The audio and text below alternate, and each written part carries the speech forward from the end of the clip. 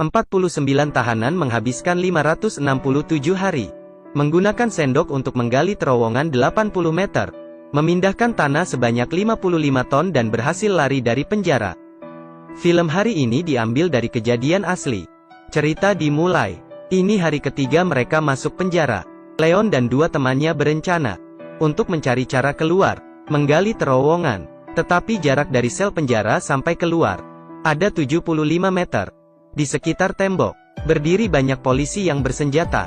Bukan hanya begitu, kata Leon, terowongan yang begitu panjang, setidaknya memerlukan tanah sekitar 60 ton. Jika tidak ada penyimpanan tanah yang besar, semuanya omong kosong saja. Kemudian Bigot menemui Raphael, mengatakan dia ingin bergabung. Tetapi karena tidak dekat, Raphael pura-pura bodoh. Hari kelima, mereka memilih dinding di belakang meja. Di sini tidak terlalu mencolok, dan sepertinya kurang kokoh. Pertama mereka perlu membuat pintu sekitar 70 cm, yang terbuat dari lumpur, agar tidak ketahuan. Tetapi mereka tidak ada peralatan, juga tidak ada bahan. Kemudian seorang temannya mengeluarkan obeng dari sebuah gitar. Mereka langsung memutuskan, mulai dari atap sel sebelah, membuat lubang dinding yang besarnya sama. Padahal sudah terbuka sedikit, seluruhnya malah roboh. Mereka terkejut. Leon coba untuk memeriksa ke atas, membuatnya terkejut. Ternyata di sini adalah lantai teratas penjara. Sudah tidak perlu memikirkan tempat penyimpanan tanah lagi. Tiba-tiba terdengar suara gitar dari temannya. Ini adalah kode pemeriksaan para penjaga penjara. Leon langsung mencampur kapur dengan telur, seperti membuat adonan, membentuk persegi dan menutupinya dengan poster wanita cantik. Baru saja siap membersihkannya, petugas penjara masuk ke dalam. Kemudian mereka membuat lumpur untuk menutup lubang. Hari ke-34, rencana penggalian terowongan dimulai. Dikarenakan tempatnya terbatas, mereka hanya bisa gantian menggali. Kemudian orang yang berbeda memindahkan tanahnya ke atap kamar sebelah. Untuk berjaga-jaga, mereka mengutus orang berjaga dan memberi kode. Hari ke-77, Raphael membawa tas yang berisi tanah seperti biasa. Tidak terpikir datang seorang polisi. Dia bertanya apa isi tas Raphael. Raphael sengaja menjawab 4 bom bakar dan 5 bom granat. Saat buka tas melihat isi baju dan kalengan, polisi tidak lanjut mengecek. Hari ke-83, tanah di atap sudah tumpuk menjadi bukit. Tetapi setelah diukur, penggaliannya tidak sampai 4 meter. Jika kecepatan terus seperti ini, maka mereka butuh waktu 4 tahun untuk menggali 75 meter. Saat ini sedang mengadakan pemilihan umum. Jika terjadi kekacauan, situasi di dalam penjara akan semakin memburuk. Sehingga Leon memutuskan untuk menambah orang.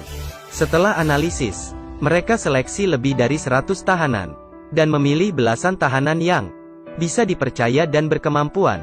Karena tim pelarian ini semakin besar, mereka membuat jadwal yang ketat. Setiap hari harus menggali 100 kg. Sehari 4 shift dan setiap shift 2 jam. Setiap kali selesai bekerja harus membersih seluruh tubuhnya. Tidak boleh menunjukkan kelelahan. Selain itu, mereka harus tahu waktu penggantian shift setiap polisi, dan kebiasaan patrolinya. Untuk mengurangi risiko, mereka melubangi plafon di setiap kamar, untuk mempercepat penyampaian tanah dan informasi. Suatu hari Leon sedang menggali.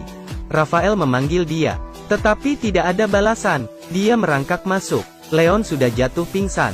Ternyata semakin dalam terowongan, semakin menipis oksigennya. Semua akan berisiko sesak napas di dalam. Raphael meminta segulung kantong plastik dengan pengacaranya, dan mendapat alat dari tahanan tua yang bertugas memperbaiki mesin, dengan syarat membawa dia lari setelah semua selesai. Sejak ada ventilasi, penggalian berlangsung lancar. Hari kunjungan berikutnya, Raphael minta istrinya menghubungi keluarga tahanan lain, karena jalan keluar terowongan harus ada yang urus. Tiba-tiba kepala polisi melakukan razia dadakan. Meskipun kabar razia ini cepat tersampaikan, tetapi karena terowongan ini sudah panjang, mereka tidak bisa kembali dengan cepat. Melihat polisi hampir tiba lantai atas, Raphael hanya bisa mengajak tim pelarian untuk menghalangnya. Memanfaatkan kekacauannya, orang yang menggali akhirnya selesai menutupi lubang. Tetapi konsekuensi dari kerusuhan ini berat. Raphael yang memulai dipukuli dan dikurung. Hari ke-413, mereka sudah menggali 50 meter lebih.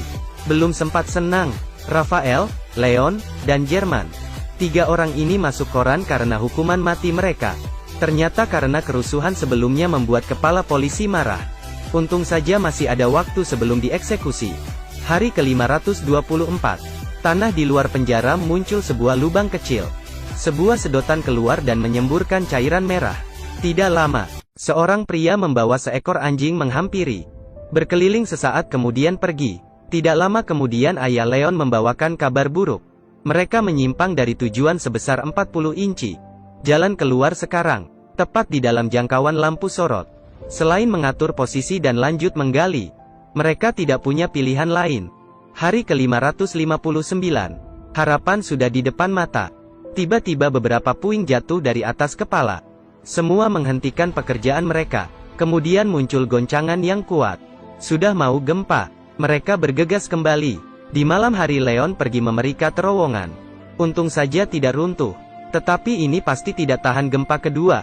Mereka langsung memutuskan untuk lari minggu depan. Setelah dapat kabar, keluarga mereka yang di luar penjara bantu menyiapkan paspor dan uang tunai untuk pelarian. Tanggal 29 Januari tahun 1990, 50 tahanan berpartisipasi dalam pelarian ini. Mereka menonton televisi setelah makan seperti biasa. Saat 2 orang polisi berganti shift, mereka pergi satu-satu. Kebetulan acara televisi hari ini sangat menarik. Tidak ada satupun penjaga yang menyadari. Mereka berkumpul di depan terowongan dengan cepat dan merangkak masuk satu persatu. George inisiatif melakukan pengecekan daftar nama dan penutupan. Rafael memimpin semua orang pelan-pelan merangkak. Tiba di jalan keluar menunggu penjemputan. Dan mereka bertemu di terowongan. Di bawah cahaya yang samar. Menjadi jalan harapan untuk mendapat kebebasan. Dan orang yang menjemput di luar sudah menemukan jalan keluar terowongan. Dengan jatuhnya tanah, akhirnya membuka semua jalan. Tidak sempat berpikir banyak, Rafael memanjat ke atas. Orang yang di luar berkata, ada bas merah yang terletak di atas jembatan seberang. Dia akan menunggu selama 5 menit. Teman tahanan bergiliran memanjat ke atas dan bersembunyi di dekat tembok. Karena hanya di sini adalah zona aman dari lampu sorot. Saat ini Bigot sadar bahwa semua orang menghilang dan tergesa-gesa ke sel. Dan George sedang berencana masuk ke terowongan. Tetapi Bigot tidak ingin ikut melarikan diri. Tetapi malah ingin melapor. Ternyata polisi penjara demi menyuruh Bigot menjadi mata-mata menangkap keluarganya. Keduanya berkelahi. Di sisi lain Leon melihat sudah tidak ada yang keluar dari lubang. Dan mulai berpindah ke bas. Saat ini Jerman menyadari bahwa George belum keluar. Berencana pergi menjemputnya. Tetapi George yang di sel penjara sedang berusaha walaupun terluka. Sayangnya acara televisi baru saja selesai. Polisi dan tahanan mulai bubar. Melihat waktunya sudah pas, seorang pria memberitahu tahanan lain soal terowongan. Saat ini seluruh penjara menjadi ribut. Semuanya langsung berlari menuju terowongan. Polisi yang bertugas tidak berani mencegah. Dan orang yang berada di bas belum tahu kejadian di dalam penjara. Setelah 5 menit, George dan Jerman masih belum kembali. Semua orang akan dalam bahaya jika masih menunggu. Busnya mulai berjalan pelan. Saat ini terlihat bayangan yang sedang berlari. Mulai muncul di dalam kegelapan. Itu adalah Jerman. Sayangnya dia tidak menemukan George. Tidak tahu lewat berapa lama. Polisi akhirnya sampai. Malam itu ada 49 tahanan yang melarikan diri. Ternyata, mereka bukan penjahat yang paling kejam. Tetapi di bawah kediktatoran. Sekelompok pemberontak yang menganjurkan demokrasi dan kebebasan. Pelarian selama 18 bulan ini menjadi sejarah kejahatan di Chili. Pelarian diri terbesar di penjara dan menggemparkan seluruh masyarakat. Setelah 17 tahun, tahanan lain di penjara dibebaskan. Pelarian yang mengejutkan ini akhirnya ditutup dengan sempurna.